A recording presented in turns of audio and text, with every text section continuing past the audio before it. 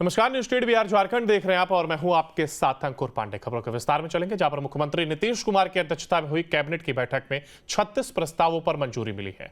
बिहार सरकार ने local manufacturer और बिहारी इंडस्ट्री को बढ़ावा देने का निर्णय लिया है। शर्त यह है कि बिहार में वो एजेंसी निबंधित हो और 1 साल पुराना जीएसटी रिटर्न फाइल हो और उस एजेंसी के 50% कर्मी बिहार वाले होने चाहिए। मंत्रिमंडल ने पर्यटकों की सुविधा के लिए मुख्यमंत्री home stay bread and breakfast योजना स्वीकृत की है। इसके तहत 1 से लेकर के 6 कमरे और 2 से लेकर के 12 बेड वाले कोई भी बिहार के निवासी खुद को निबंधित करवाकर योजना का लाभ ले सकते हैं। मंत्रिमंडल ने पीएमसीएच में 4315 नए पदों के सृजन का प्रस्ताव स्वीकृत किया है। पटना जू में 1970 से चल रही टॉय ट्रेन को फिर से चलाया जाएगा। दानापुर रेल मंडल इसका निर्माण कराएगा और 9 करोड़ 88 लाख रुपए खर्च आएगा। हर घर नल जल योजना के तहत जलापूर्ति योजनाओं के मेंटेनेंस का जिम्मा पीएचईडी को ट्रांसफर और योजना में एकरूपता लाने के लिए ऐसा किया गया है। बिहार खरीद अधिमानता नीति 2024, बिहार परचेज प्रेफरेंस पॉलिसी 2024 की स्वीकृति है।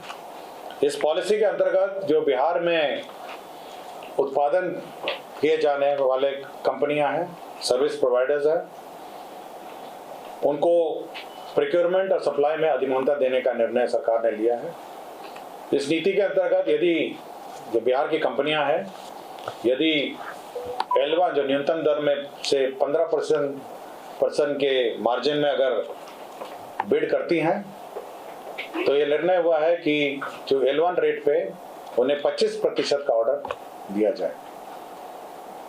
इसमें लोकल कंपनी और लोकल परचेसेस भी डिफाइन किए गए हैं, विस्तृत डिफिनेशन है, जिसमें कम से कम जिस दिन टेंडर होता है उसके 1 साल पूर्व उस कंपनी की स्थापना होनी चाहिए बिहार में, जीएसटी का भुगतान होना चाहिए और 50% जो एम्प्लॉइज हैं, जो उसके कर्मी हैं, वह भी यदि कोई कंस्ट्रक्शन है, वर्क है, कोई वर्क्स है, उसमें भी चिन्हित जो सामग्रियां हैं उसका कम से कम 20% बिहार की कंपनियों से खरीदना होगा। जैसे कोई बिल्डिंग बना रहा हो तो उसमें बल्ब है, स्विच है, वायरिंग है, अन्य जो फर्नीचर सामग्री है, यदि कंस्ट्रक्शन का भी काम होगा तो 20% जो सामग्रियां हैं वो बिहार की कंपनियों से खरीदा जाना होगा।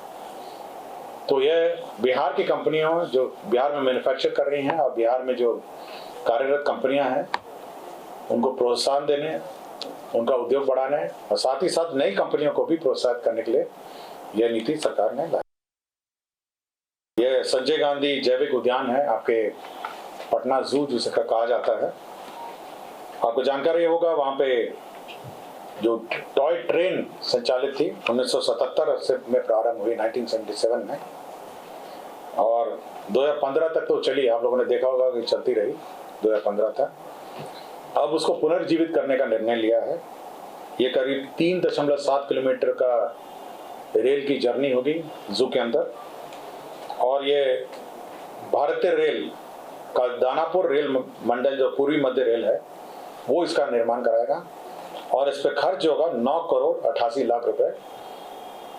रेल मंत्रालय को जो दानापुर रेल मंडल पूर्वी मध्य रेलवे है उसके माध्यम से कराया जाएगा। तो इसके पश्चात बनने के पश्चात इसमें जो टॉय ट्रेन है वो चल सकेगी। इसमें 4 कोचेज होंगे और इसका नए ट्रैक और स्लीपर बिछाए जाएंगे और बच्चों के लिए जो ट्रेन सुविधा थी जू में, पटना जू में शिशु रेल जो है